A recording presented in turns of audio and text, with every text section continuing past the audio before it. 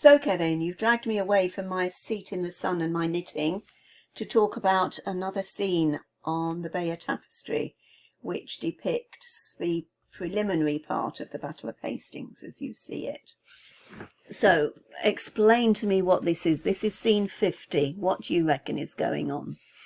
What I reckon is going on is different to what the accepted narrative. Okay. And the accepted narrative is?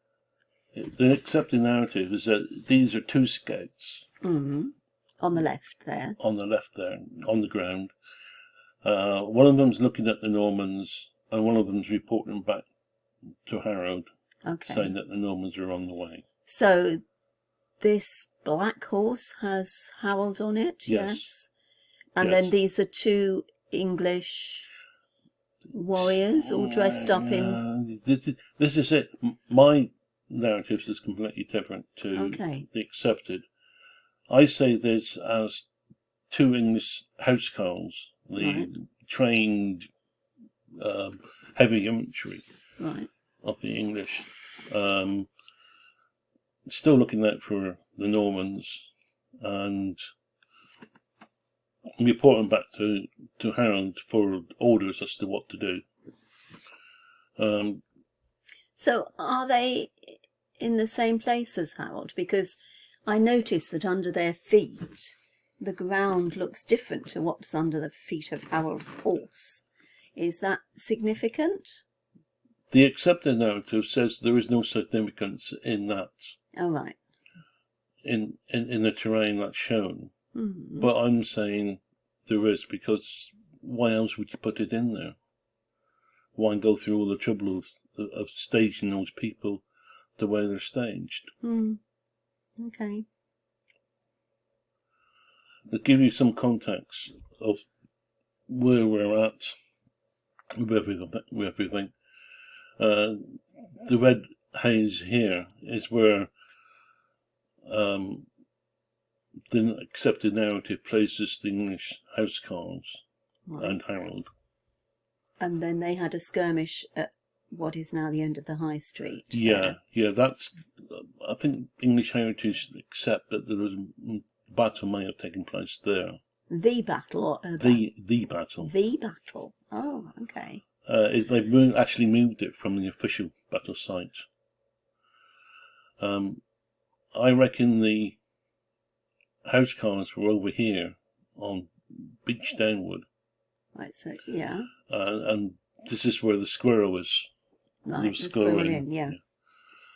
And I also reckon that Harold was up here at the junction of this junction. So Harold... on his horse. Harold didn't stay with his men overnight. He was somewhere else. No, he was with the main body. Oh, right. So, but that was his manor up there, was it? No, well, he's got several manors all around the place. So oh, right. He could have been in any one of them. He could have been any one of them. Okay. So anyway, the green bit at the top at Netherfield, where it says English main body overnight location, is that your... That's my interpretation. Or is that... That's my petition from other sources. Okay. And then the green cross is where I reckon the main engagement took place. Right. And then down in the bottom right-hand corner, that blue splodge. That's the only thing that I've come to agree with the narrative. Okay, so that's where the Normans mustered themselves at Telham. Is that Telham Hill? That's Telham Hill, yeah. Okay. That's the Black Horse pub? Yeah, the Black Horse is just past there, yeah. Yeah, it's quite funny that there's pubs at all the locations where they stayed. Nothing changes. And so this is the present narrative that you've just presented to me. So the two soldiers are scouts. The figure is King Harold. The ground beneath the scouts' feet represents broken ground like elsewhere. On the tapestry, scouts and Harold are on Caldbec Hill together. Yeah. Oh, okay. But you propose that they are not together. They're that not there's together. Some distance apart. apart. And that's what scene 50 shows. And this is my problems with it. Two soldiers or scouts, well, if you compare that with the figure in 46, which viewers can go and have a look at on their own.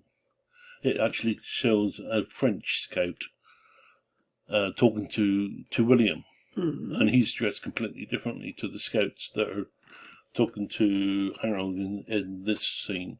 So he's not dressed in armour; he is just dressed in like mufti. He's dressed. He's dressed for speed and nimbleness, not for not for fighting.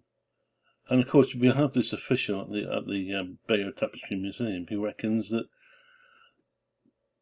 the people who made the tapestry weren't at the battle, so it could all well be a work of fiction. But where did they get their information from? Because there's a lot of detail in all of this.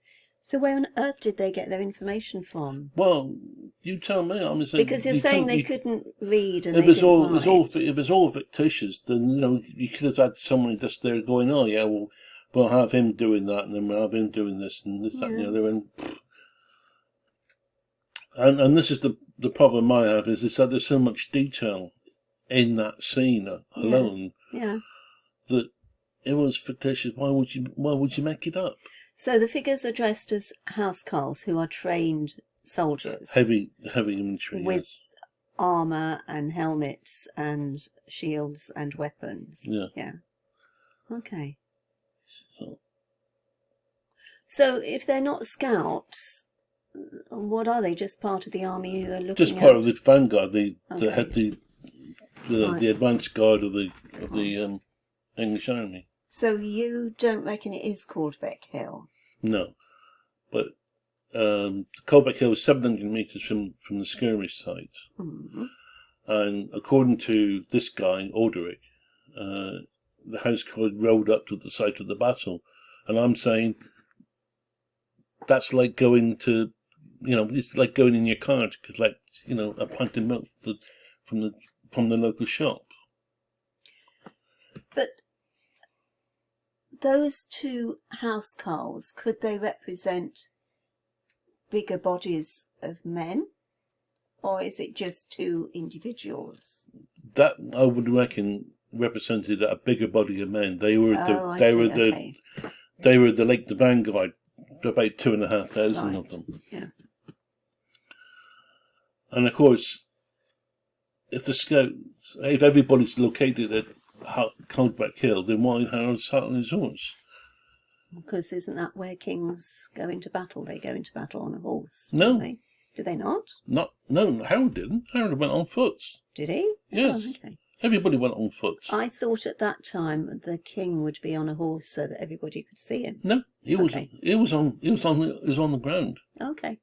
So he wasn't going to fight on a horse. So he'd come from wherever he'd spent the night, because this is definitely in the morning. Yeah, this is pre 9 o'clock.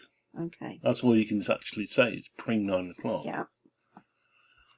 But I reckon he was out at this junction of Waterhurst Lane and Netherfield Hill Road. Mm-hmm.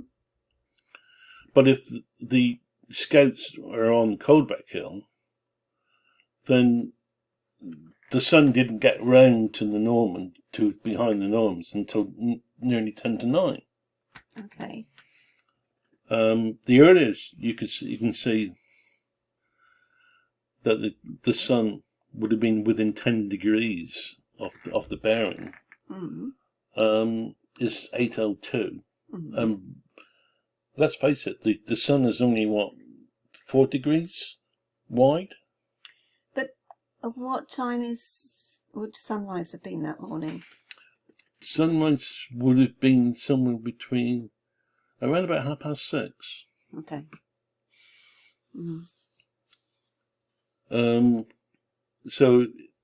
So really nobody would have been able to do anything before 6:30, would they? Because everybody would have been up at 6:30. Yeah, but before that it wouldn't have been possible to do much because it would have been wouldn't been the scene to do much. No. Then they could travel. They could travel. They could go from one place to another. Okay. Because the Normans did. Right.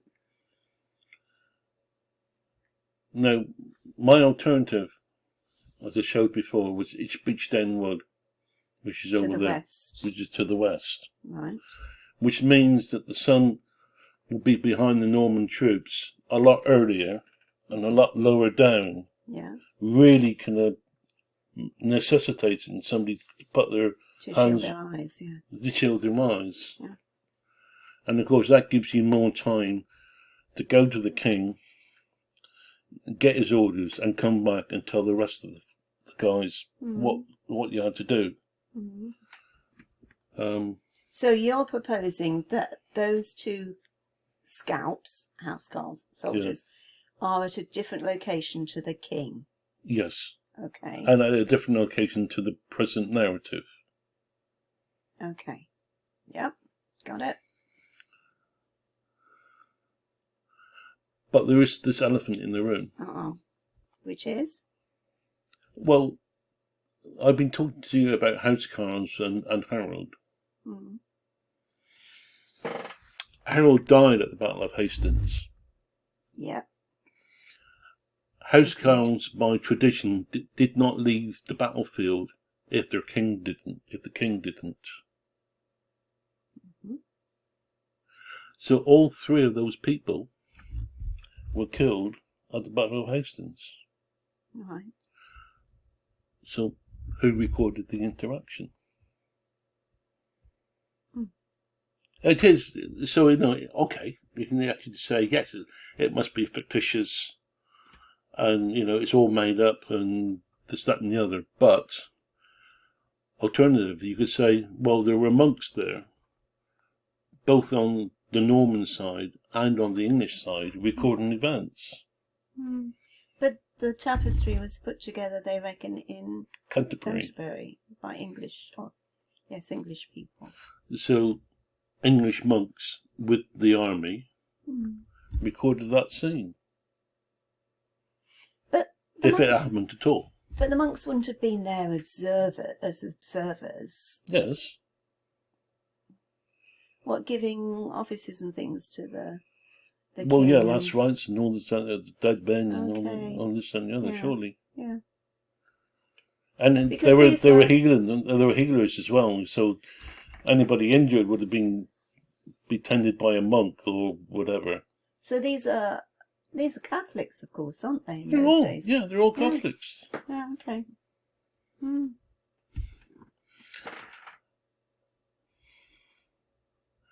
Anyway, thank you for listening. If you've managed to get this far, thank you very much. Give us a like, subscribe, and please share. And stay tuned for the next one. Can I get back to my knitting now, Kevin? Yeah, okay. Bye. Bye.